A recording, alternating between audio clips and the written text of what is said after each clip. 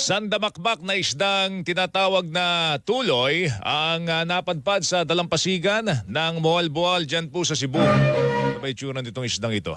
Dulot po nito ay nagkumahog ang mga residente sa paghakot po ng mga isda kahapon po na umaga. Ayan o, Patingin baka niya. po sa malilit pare. Ayan. Ayan o, malilit parang mga siguro mga galunggong. Maliliksik, kaya pa tuloy yan. Tuloy-tuloy sa paglangoy. Ayun o. Buhay na buhay. Tuloy-tuloy sa pagtalon din, no, mga kapuso. Ayon po sa ilang mga residente, posibleng napadpad sa baybayin ang mga isda dahil hinabol ng mas malalaking Ayun, mga isda. Dami yan. Nangyari rin po, ano kaya pwedeng luto dyan? Siguro paksiw pa rin. Pwede Paksiw, nating prito. gawing ano yan, sarsyado. Ayun, pwede. Mahal ang kamatis. Ano ka ba?